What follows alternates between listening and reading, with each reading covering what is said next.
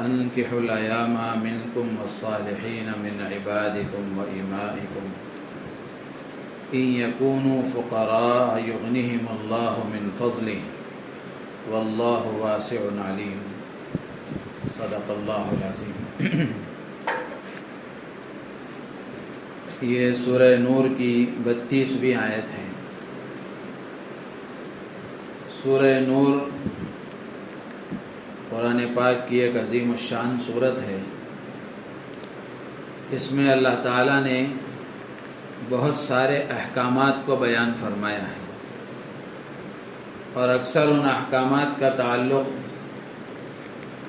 عفت، پاک دامنی، حجاب، ستر وغیرہ سے متعلق ہے۔ حضرت عمر رضی اللہ تعالی عنہ نے غالباً کوفہ کے لوگوں کے نام اپنا ایک فرمان جاری کیا تھا، اور اس میں یہ لکھا تھا کہ علموا نساءکم سورۃ النور، کہ تم اپنی عورتوں کو سورہ نور سکھاؤ، اس لیے کہ سورہ نور میں پردے کے احکامات ہیں اور عفت اور پاک دامنی کے احکامات کو بیان کیا گیا ہے۔ اس لیے حضرت عمر رضی اللہ تعالی عنہ تاکید کے ساتھ حکم دیا کرتے تھے، ترغیب دیتے تھے کہ تم اپنی عورتوں کو سورہ نور سکھاؤ۔ تو اس لیے ویسے صرف سورہ نور کی بات نہیں ہے، ایک مسلمان کی ذمہ داری ہے کہ مسلمان قرآن پاک کی تلاوت کرے، اور اسی کے ساتھ ساتھ قرآن کا یہ حق ہے کہ مسلمان اس کو سمجھ کر پڑھے۔ قرآن کو سمجھ کر پڑھنا یہ مسلمان کی ذمہ داری ہے۔ لیکن یہ غلط فہمی لوگوں میں کیسے پیدا ہوگی پتہ نہیں۔ اچھے خاصے دیندار لوگ بھی یہ کہنے لگتے ہیں کہ قرآن سمجھنا، قرآن کا علم حاصل کرنا یہ علماء کا کام ہے، ہمارا کام نہیں ہے۔ جبکہ یہ بات ایک حد تک درست بھی ہے، لیکن علماء کا جو کام ہے، علماء کی جو ذمہ داری ہے، اس کا تعلق قرآن پاک کی ان آیات سے ہے جن کا تعلق احکامات سے ہے۔ قرآن میں صرف 500 آیتیں ایسے ہیں جن میں احکامات اللہ نے بیان فرمائے ہیں۔ اس کے علاوہ قرآن پاک کی ساری آیتیں، پورا قرآن وہ نصیحتوں سے بھرا ہوا ہے، عبرت کے واقعات سے بھرا ہوا ہے، اور اللہ تعالیٰ کی طرف سے نصیحت کی باتوں سے بھرا ہوا ہے۔ اللہ تعالیٰ نے پچھلی قوموں کے واقعات بیان فرمائے ہیں، اور ان واقعات کو ذکر کر کے اللہ تعالیٰ نے قیامت تک آنے والے انسانوں کو گویا پیغام دیا ہے، ان کی زندگی کو نمونہ بنا کر کہ فرما بردار تھے تو ان کے ساتھ کیا ہوا، نافرمان تھے تو ان کے ساتھ کیا ہوا،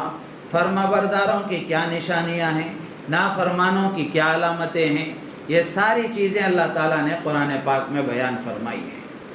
تو اس لیے جو بہت بڑی غلطی امت مسلمہ کے ایک بڑے طبقے سے ہو رہی ہے، اور قرآن کے حق کو ضائع کیا جا رہا ہے، قرآن کی حق تلفی کی جا رہی ہے، وہ یہ کہ مسلمان قرآن سمجھ کر پڑھنے کو ضروری نہیں سمجھتے، جبکہ ذمہ داری ہے، ذمہ داری ہے۔ تو جن کو اردو زبان پڑھنا آتا ہے، ماشاءاللہ اردو زبان میں اللہ والوں نے، علماء نے قرآن کے ترجمے لکھے ہیں۔ یہ کس کے لیے لکھے ہیں؟ جو عالم ہوگا، جو عربی جانتا ہوگا، اس کے لیے ترجمے کی کوئی ضرورت نہیں ہے۔ تب جو قرآن کے ترجمے علماء نے لکھے ہیں وہ کس کے لیے لکھے ہیں؟ وہ اسی لیے تو لکھے ہیں کہ عام مسلمان اس کو پڑھ کر اس سے نصیحت حاصل کریں۔ ہاں اتنی بات ضرور ہے کہ کسی عالم دین کی نگرانی میں پڑھیں، آزاد ہو کر نہ پڑھیں۔ آزاد ہو کر آدمی پڑھتا ہے تو اس کا نقصان یہ ہوتا ہے کہ ایک آیت کا ترجمہ پڑھتا ہے، مطلب اپنا بیان کرتا ہے۔ ترجمہ وہ پڑھتا ہے اور اس کا جو مطلب اپنے ذہن میں جو آتا ہے وہ بیان کرتا ہے۔ تو اسی لیے کسی عالم دین کی نگرانی میں پڑھنا چاہیے۔ نگرانی میں پڑھنے کا مطلب یہ ہے کہ آپ کسی عالم دین سے معلوم کریں کہ میں قرآن کی کون سی تفسیر پڑھوں، کون سا ترجمہ پڑھوں۔ یہ پہلا کام ہے۔ جب انہوں نے بتا دیا تو آپ کتب خانے کو جائیں، اور جا کر وہ کتاب، وہ تفسیر، وہ ترجمہ لے کر آئیں، اور لانے کے بعد میں پھر ان سے پوچھیں کہ میں کہاں سے پڑھوں، کیا پڑھوں۔ بہتر یہ ہے کہ جو صورتیں آپ کو یاد ہیں، ہم پارے کی پیچھے کی جو چھوٹی چھوٹی صورتیں ہیں، 10 صورتیں، 20 صورتیں، 30 صورتیں، کچھ خوش نصیب لوگ ایسے ہیں جن کو پورا ہم پارا یاد ہے، کسی کو اور بڑے بڑے صورتیں بھی یاد ہیں، سورہ رحمان یاد ہے، سورہ یاسین یاد ہے، سورہ واقعہ یاد ہے۔ تو جو صورتیں آپ کو یاد ہیں، سب سے پہلے آپ یہ کام کریں کہ ان صورتوں کا ترجمہ پڑھیں، ان صورتوں کا ترجمہ پڑھیں، اور پھر اس کے بعد اس کی ہلکی سی مختصر تفسیر اس میں لکھی ہوئی ہوگی تو اس کو پڑھیں۔ جب آپ ترجمہ پڑھیں گے اور اس کی تفسیر پڑھیں گے تو آپ کو یہ معلوم ہوگا کہ اس صورت میں اللہ کیا بیان کر رہا ہے، اس صورت میں اللہ کیا فرما رہے ہیں۔ جب آپ کے ذہن میں یہ بات ہوگی، اب آپ نماز میں کھڑے ہو کر وہ صورت پڑھیں گے تو وہ سارا مضمون آپ کے دماغ میں آئے گا، آپ کا دھیان ادھر ادھر نہیں جائے گا، تعلق اللہ سے مضبوط ہوگا، قرآن سے رشتہ مضبوط ہوگا۔ تو یہ کام کریں، جو صورتیں یاد ہیں پہلے ان کا ترجمہ، ان کی تفسیر پڑھیں، پھر اس کے بعد میں عالم دین سے رابطہ کر کے آگے ترتیب سے پڑھنے کی کوشش کریں۔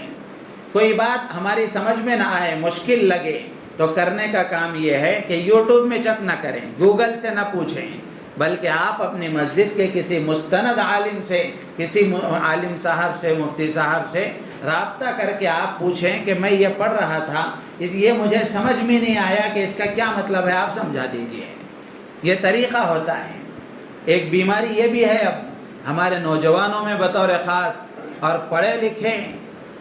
گریجویٹ لوگوں میں یہ بیماری زیادہ ہے کہ لوگ علماء سے دور ہوتے جا رہے ہیں اور یوٹیوب سے قریب ہوتے جا رہے ہیں، گوگل سے قریب ہوتے جا رہے ہیں۔ اس کا نتیجہ یہ ہو رہا ہے کہ طرح طرح کے فتنوں میں مبتلا ہو رہے ہیں، اور ایسے فتنوں میں مبتلا ہو رہے ہیں کہ ان فتنوں میں مبتلا ہونے کی وجہ سے آدمی کا دین تو کیا بچتا ہے، ایمان بھی ختم ہو جاتا ہے۔ اس لیے کہ یوٹیوب کوئی پاک جگہ نہیں ہے، گوگل کوئی پاک جگہ نہیں ہے، اور اس میں جو دین کی باتیں بیان کی جا رہی ہیں ہر بیان کرنے والا صحیح نہیں ہے۔ کتنے گوگل پر ایسے ویب سائٹ ہیں جو اسلامی نام سے ہیں، اسلامی لٹریچر اس پر پڑا ہوا ہے، لیکن وہ یہودی چلا رہے ہیں، عیسائی چلا رہے ہیں، قادیانی چلا رہے ہیں، گوہر شاہی چلا رہے ہیں، شکیل بن حنیف کے ماننے والے چلا رہے ہیں۔ اب ظاہر سی بات ہے، بھولا بھالا مسلمان، اسے کیا پتا ہے کہ یہ کون ہے، لیکن جب وہ پڑھتا ہے، اب اس کو اچھا لگتا ہے تو وہ اس کو قبول کر لیتا ہے۔ تو یوٹیوب میں آپ نے جس کو دیکھا ہے اس کو کون پہچانتا ہے، گوگل میں جس نے لکھا ہے اس کو کون پہچانتا ہے؟ آپ کی مسجد کے جو امام صاحب ہیں، آپ کے محلے کے جو عالم صاحب ہیں، آپ کے علاقے کے جو مفتی صاحب ہیں، ان سے رابطہ کرنا آسان ہے، ان کے پاس جانا آسان ہے، ان سے معلوم کرنا آسان ہے، لیکن یہ دین سے دوری کی بات ہے اور اہمیت نہ ہونے کی بات ہے کہ لوگ علماء سے دور ہوتے جا رہے ہیں، اور دشمنان اسلام کا یہ مضبوط حربہ ہے، اور وہ چاہتے یہی ہیں کہ مسلمان کسی طرح اپنے علماء سے دور ہو جائیں، اور قوم جب علماء سے دور ہو جائے گی تو قوم کو گمراہ ہونے میں دیر نہیں لگے گی۔ ظاہر سی بات ہے، جس کے پیچھے جائیں گے وہ اپنے خیالات کا فرما بردار بنا دے گا۔ تو اس لیے یہ بات میں عرض کر رہا تھا کہ آپ عالم علماء کی صحبت سے علم حاصل کرنے کی کوشش کریں، علماء کی مجلسوں میں شریک ہو کر علم حاصل کرنے کی کوشش کریں، یوٹیوب میں عالم دین سے معلوم کریں کہ کس کا بیان سننا چاہیے، کس کی تفسیر سننا چاہیے، کس کے مسائل سننے چاہیے، معلوم کر کے سنیں۔ ہر ایرے غیرے نتھو خیرے کی بات سننے کی نہیں ہوتی، ہر پگڑی باندھنے والا ملا نہیں ہوتا، ہر جبہ پاجامہ پہننے والا ملا نہیں ہوتا، وہ ہمارا ایمان کا لٹیرا ہوتا ہے جو ہم نہیں سمجھتے، اور اتنی بڑی دولت ہمارے ہاتھ سے چلے جاتی ہے۔ بہت سے لوگ، اب اس وقت موقع نہیں ہے، ورنہ تو یوٹیوب پر جو گندگیاں پھیلائی گئی ہیں، اور یوٹیوب پر اسلام کے نام پر جو اسلام کے خلاف باتیں کہی گئی ہیں، اور کہنے والے جو لوگوں کے چہرے ہیں، مسلمانوں کو معلوم کرنا چاہیے۔ بہت سارے فتنے ہیں، قادیانیوں کا ایک بڑا فتنہ ہے، شکیل بن حنیف کے ماننے والوں کا ایک بڑا فتنہ ہے، یونس الگوہر گوہر شاہی وہ ایک فرقہ ہے، اس کا ماننے اس کا ایک الگ فتنہ ہے۔ تو اس طرح کے بہت سارے فتنے ہیں۔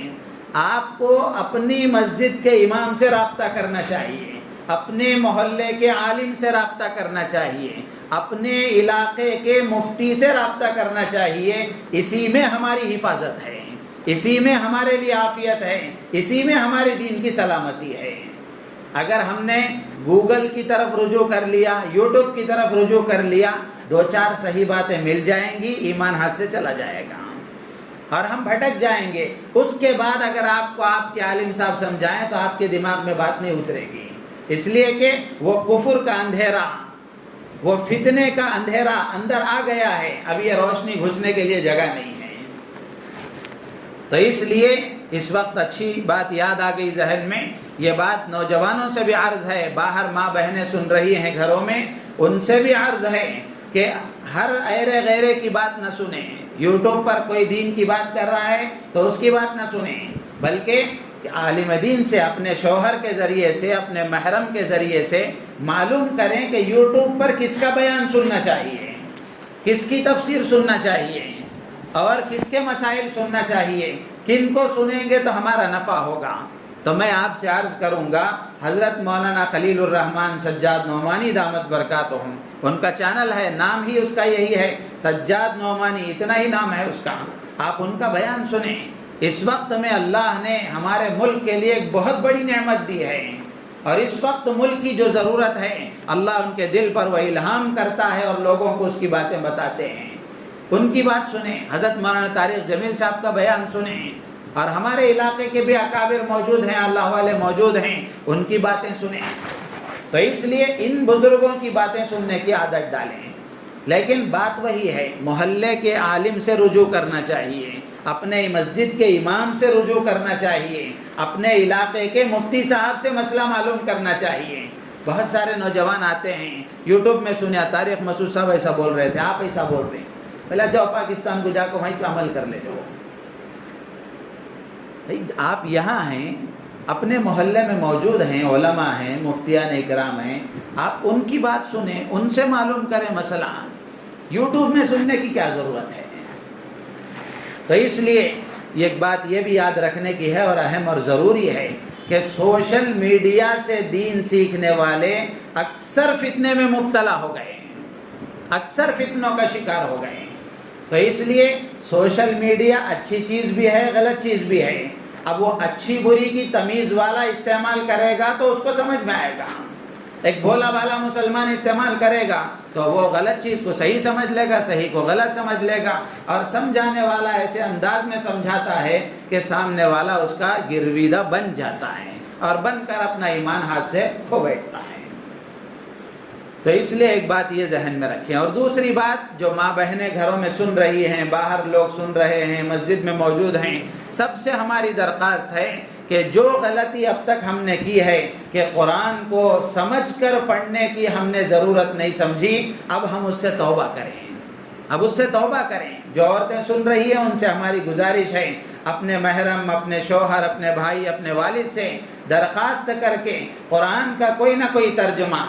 آسان ترجمے ہیں، حضرت مولانا یونس صاحب پالن پوری دامت برکاتہم کا ریاض القرآن اس کا نام ہے، یا تھوڑی سی مختصر تفسیر کے ساتھ حضرت مولانا خالد سیف اللہ صاحب رحمانی دامت برکاتہم کا آسان ترجمہ قرآن ہے، یا حضرت مولانا مفتی تقی عثمانی صاحب دامت برکاتہم کا، ان کا بھی آسان ترجمہ قرآن بھی نام اس کا ہے، توضیح القرآن بھی اس کا نام ہے۔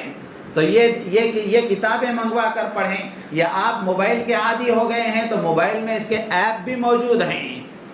ایپ بھی موجود ہیں، وہ ایپ ڈاؤن لوڈ کر کے اس سے پڑھیں۔ کتاب منگوا کر پڑھیں گے تو اس کی نورانیت ہی الگ ہے، لیکن کتاب لانے والا یا کتاب لا کر دینے والا آپ کو میسر نہیں ہے، تو موبائل تو آپ کے پاس موجود ہے، پلے اسٹور میں جائیں اور جا کر آسان ترجمہ قرآن مفتی تقی عثمانی صاحب کا اس کو ڈاؤن لوڈ کریں اور اس کو روزانہ تھوڑا تھوڑا پڑھنے کی کوشش کریں۔ جب آپ قرآن سے وابستہ ہو جائیں گے اور قرآن کو سمجھ کر پڑھنا شروع کریں گے تو خود بخود آپ کی زندگی میں قرآن کا نور آئے گا،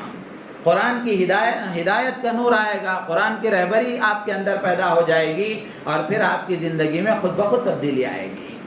تو اس لیے یہ سورہ نور پر یہ بات آ گئی کہ حضرت عمر رضی اللہ تعالیٰ عنہ فرمایا کرتے تھے کہ اپنی عورتوں کو سورہ نور سکھاؤ، اس لیے کہ اس میں احکامات ہیں۔ سورہ نور کے شروع سے اللہ تعالیٰ نے اس میں زنا جیسے قبیح اور غلط کام کی سزا بیان فرمائی ہے کہ زنا کتنا برا عمل ہے، اگر کوئی اس گناہ کا ارتکاب کر لے، وہ گناہ میں مبتلا ہو جائے، تو اسلامی سزا، شرعی اس کی سزا کیا ہے اس کو بیان فرمایا ہے، پردے کے احکامات بیان فرمائے ہیں۔ اسلام ایک معتدل مذہب ہے، فطرت کے مطابق مذہب ہے۔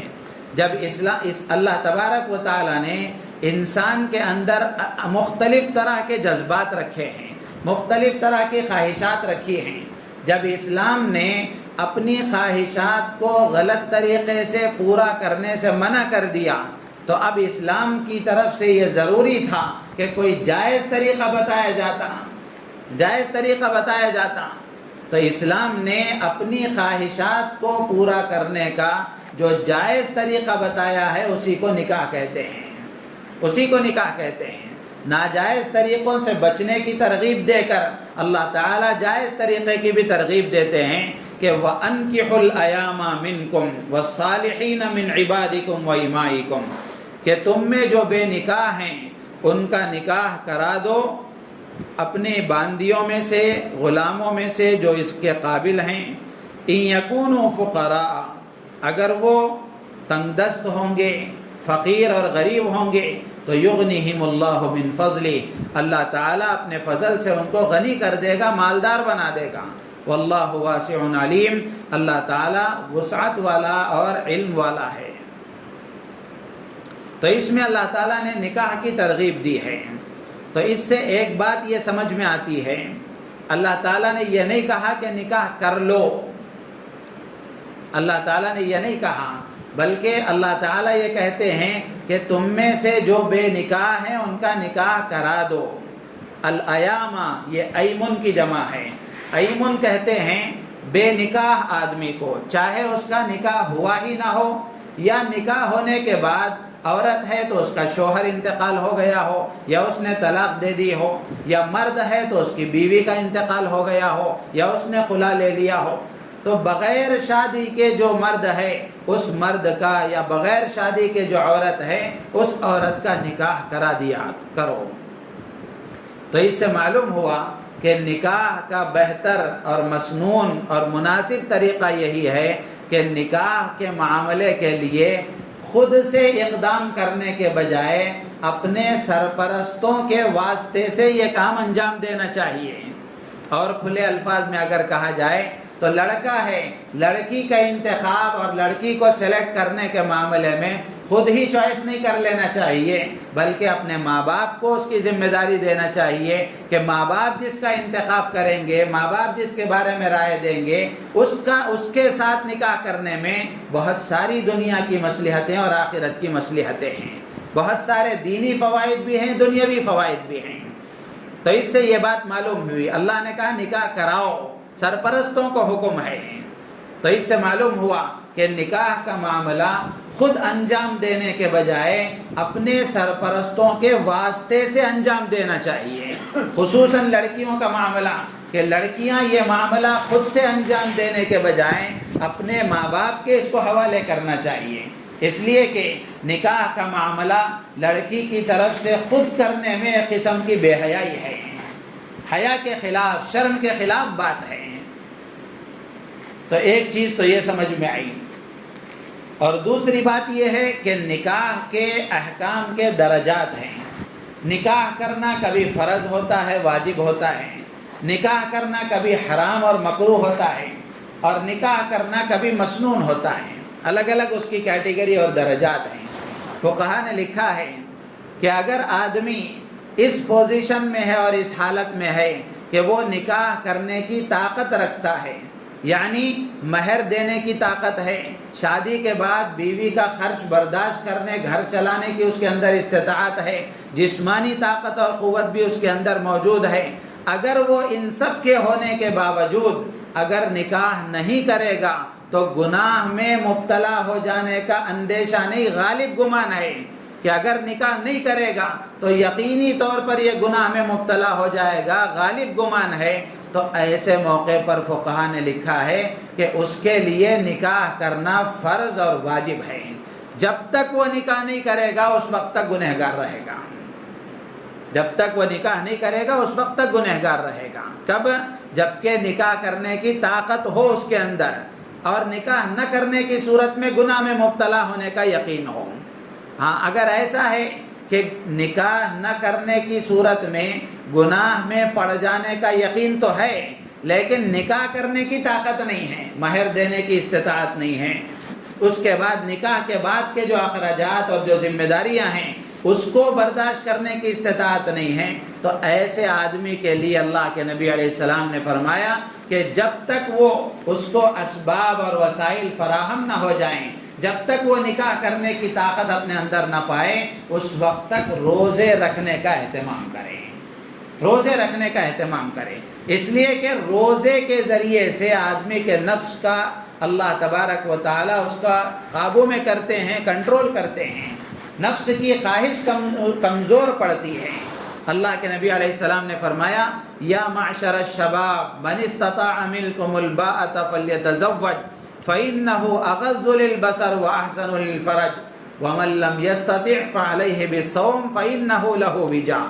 کہ جو نکاح کرنے کی طاقت نہیں رکھتا، اللہ کے نبی فرماتے ہیں اس کو چاہیے کہ وہ روزہ رکھا کرے، کہ روزہ رکھنے کی برکت سے اس کی خواہش کنٹرول میں رہتی ہے، وہ گناہ میں پڑنے کا امکان اس کے لیے نہیں ہوتا۔ تو ایک درجہ تو یہ ہے۔ اللہ کے نبی علیہ السلام کے زمانے میں ایک صحابی تھے حضرت عکاف رضی اللہ تعالی عنہ، نوجوان تھے۔ اللہ کے نبی علیہ السلام نے ان سے پوچھا کیا تمہاری بیوی ہے؟ انہوں نے کہا نہیں، یعنی تمہارا نکاح ہو گیا ہے؟ تو انہوں نے کہا نہیں۔ پھر اس کے بعد اللہ کے نبی نے پوچھا کیا تمہارے پاس نکاح کرنے کی طاقت نہیں ہے، مال نہیں ہے؟ تو انہوں نے کہا ہے۔ پھر اس کے بعد اللہ کے نبی نے پوچھا کیا تمہارے پاس کوئی شرعی باندی ہے؟ انہوں نے کہا نہیں۔ تو اللہ کے نبی علیہ السلام نے فرمایا پھر تو تم شیطان کے بھائی ہو، پھر تو تم شیطان کے بھائی ہو، یعنی شیطان تمہیں فتنوں میں مبتلا کر سکتا ہے، شیطان تمہیں اپنا اعلی کار بنا سکتا ہے، باوجود یہ کہ تمہارے پاس استطاعت ہے، مال ہے، اخراجات برداشت کرنے کی اور ذمہ داریوں کو پورا کرنے کی استعداد اور طاقت ہے، اس کے باوجود تم نکاح نہیں کر رہے ہو اور تمہارے گناہ میں پڑ جانے کا امکان ہے، تو اس لیے اللہ کے نبی نے فرمایا کہ تم شیطان کے بھائی ہو۔ تو محدثین نے لکھا ہے کہ اللہ کے نبی علیہ السلام جانتے تھے حضرت عکاف کے مزاج کو کہ اگر یہ اس پوزیشن میں نکاح نہیں کریں گے تو غلط راستے پر جانے کا امکان ہے، اس لیے اللہ کے نبی نے ان سے اتنی سختی کے ساتھ فرمایا۔ تو اس سے معلوم ہوا کہ اگر آدمی کے اندر استعداد ہو اور وہ نکاح کے بعد کی ذمہ داریوں کو برداشت کر سکتا ہو اور نکاح نہ کرنے کی صورت میں غلطی میں اور گناہ میں پڑ جانے کا قوی امکان ہو، تو ایسی صورت میں نکاح فرض اور واجب ہو جاتا ہے۔ جب تک وہ نکاح نہیں کرے گا اس وقت تک گناہ میں مبتلا رہے گا۔ اب ہم اپنے معاشرے کا جائزہ لے کر کے دیکھیں، اس صورتحال میں کون نوجوان نہیں ہے؟ اب جو بے حیائی کا اور عریانیت اور فحاشی کا جو ماحول ہے، تو ایسے ماحول میں ہماری ذمہ داری بنتی ہے کہ نکاح کو ہم آسان کریں،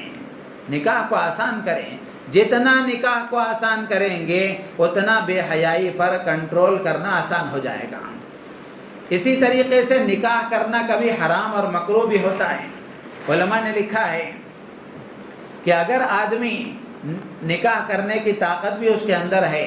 لیکن نکاح کرے گا تو وہ بیوی پر ظلم کرے گا، مزاج ایسا ہے، بیوی پر ظلم کرے گا، بیوی کا حق ادا نہیں کر سکے گا، اگر اس کا قوی امکان ہے تو ایسی صورت میں اس کے لیے نکاح کرنا حرام اور مکروہ ہے، نہیں کرنا چاہیے، اس لیے کہ بیوی کوئی ایسی چیز نہیں ہے کہ اس کو لا کر زندگی میں اور اپنے گھر میں لا کر اس پر ظلم کیا جائے، اس کو مارا جائے، پیٹا جائے، تو ایسے موقع پر نکاح کرنا اس کے لیے مکروہ ہوتا ہے۔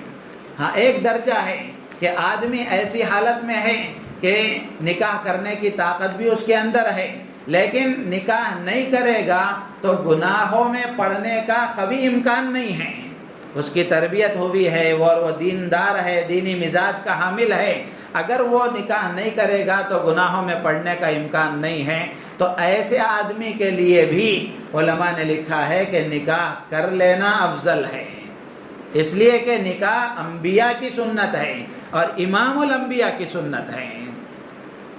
تو جو نکاح نہیں کرے گا، اللہ کے نبی علیہ السلام نے اس کے لیے وعیدیں بھی بیان فرمائی ہیں اور نکاح کے فضائل بھی بیان فرمائے ہیں کہ نکاح میرا طریقہ ہے، میری سنت ہے۔ تو اگر نارمل پوزیشن میں ہے آدمی تو ایسی صورت میں بھی نکاح کر لینا افضل ہے اس کے لیے۔ تو یہ احکامات ہوئے۔ اب ہم اپنے معاشرے کا جائزہ لے کر کے دیکھیں تو اندازہ ہوتا ہے کہ نکاح کو تاخیر کیا جاتا ہے، نکاح میں دیر کی جاتی ہے۔ اس کی بنیادی وجہ یہ ہے کہ ہم نے ایک اسٹیٹس طے کیا ہوتا ہے کہ لڑکا ایسا ہونا چاہیے، یہ ہونا چاہیے، لڑکی ایسی ہونی چاہیے۔ اب جب تک وہ چیزیں اور وہ اسٹیٹس پورا نہیں ہوتا، اس وقت تک خواہ ان کی عمروں کو ضائع کیا جاتا ہے۔ اور اکثر ایسا ہوتا ہے کہ اس اسٹیٹس یا اس خیال یا ان تمناؤں اور آرزوؤں کے انتظار میں جتنا لمبا انتظار کیا جاتا ہے، آخر میں جا کر وہ آرزویں پوری نہیں ہوتی، بلکہ پھیکے انداز میں ہی وہ نکاح ہو جاتا ہے، عمریں ضائع ہو جاتی ہیں۔ جیسے میں نے عرض کیا تھا اس سے پہلے بھی کہ اولاد کے نکاح میں تاخیر کرنا یہ اولاد پر ظلم ہے ماں باپ کی طرف سے۔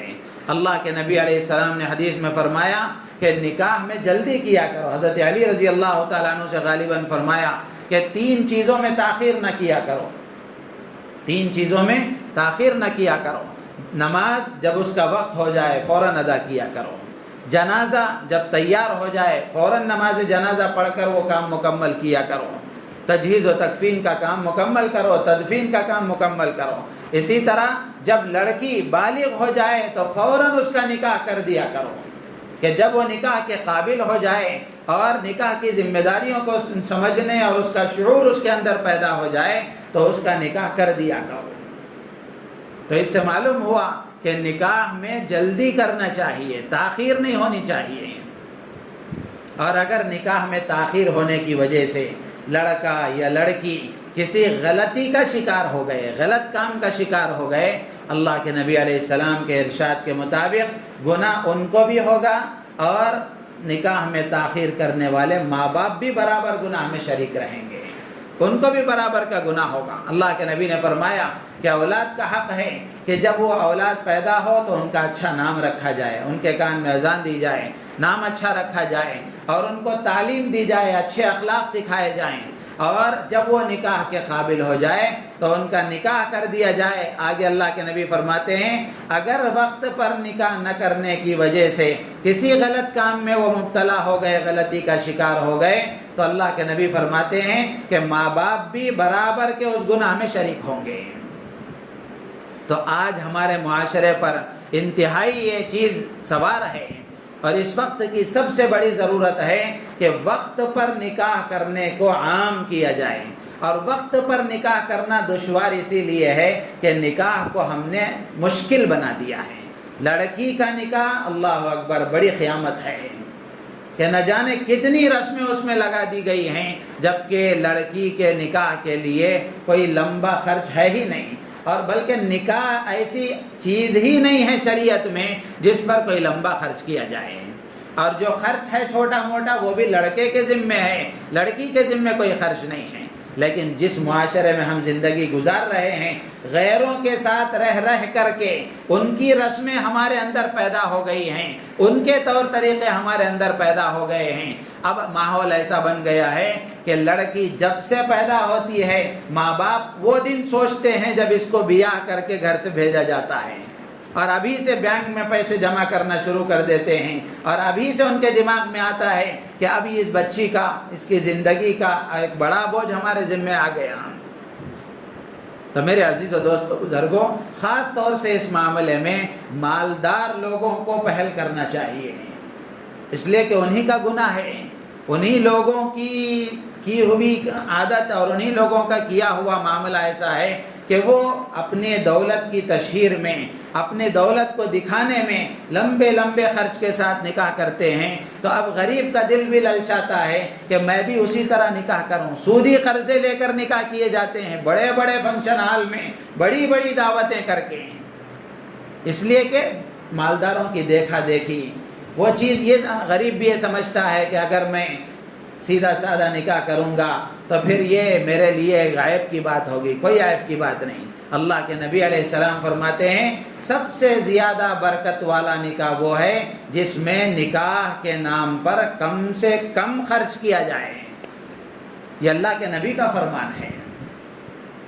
کم سے کم جس نکاح میں خرچ ہوتا ہے اس نکاح میں برکت زیادہ ہوتی ہے۔ اور نکاح کی برکت کیا ہے؟ میاں بیوی میں محبت کا پیدا ہونا،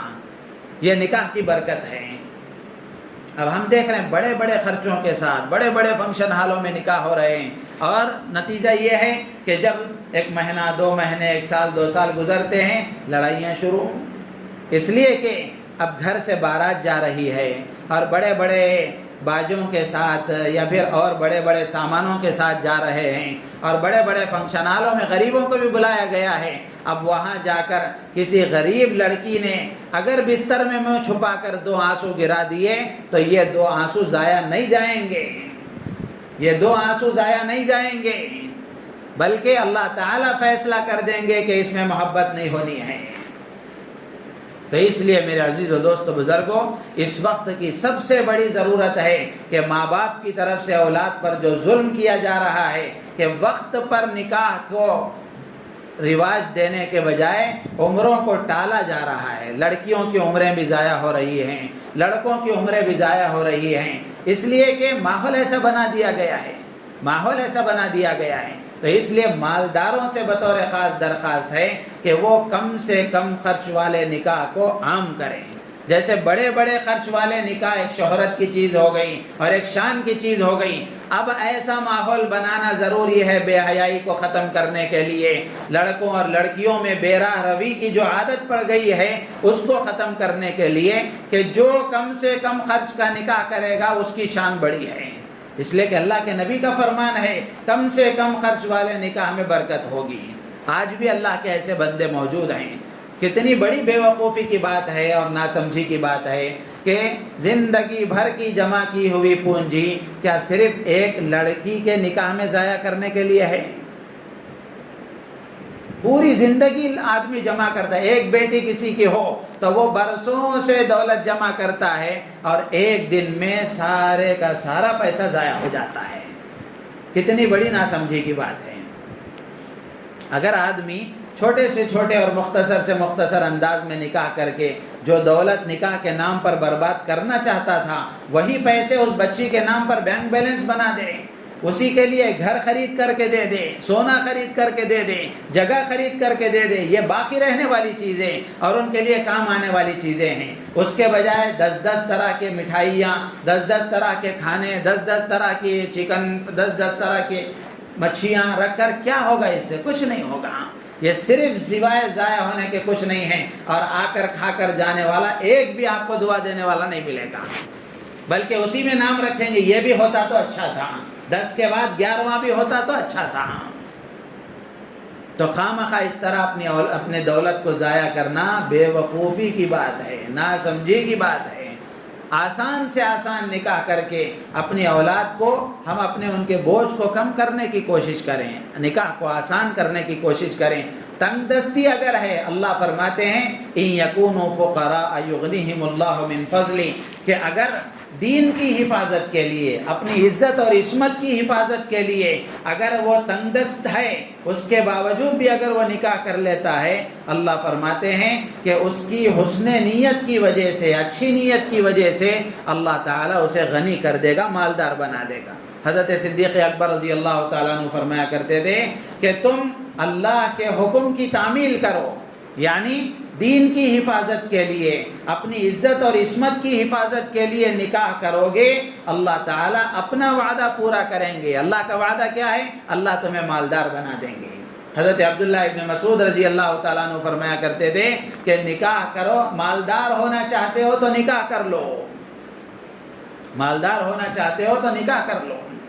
اس لیے کہ ایسا ہوتا ہے کہ آدمی کا پہلے اتنا ماحول نہیں تھا اور اتنی ترتیب نہیں تھی اور اس کی روزی میں اتنی وسعت نہیں تھی، نکاح کے بعد ایسا ہو سکتا ہے کہ آنے والی لڑکی کی روزی میں وسعت ہو، یا پھر دونوں کے ملنے کے بعد اللہ تبارک و تعالی دونوں کی زندگی میں وسعت پیدا کر دے، ایسا ممکن ہے، ہو سکتا ہے، اور نکاح کی برکت سے ایسا ہوتا ہے۔ شرط یہ ہے کہ صحیح نیت کے ساتھ کیا جائے، صحیح طریقے کے ساتھ کیا جائے، طریقہ بھی صحیح ہونا چاہیے، نیت بھی صحیح ہونی چاہیے۔ اللہ تعالیٰ سے دعا ہے اللہ تعالیٰ ہم سب کو ان باتوں پر عمل کی توفیق عطا فرمائے، اور اس وقت کی جو ضرورت ہے اللہ تعالیٰ مسلمانوں کو سمجھنے اور اس پر عمل کرنے کی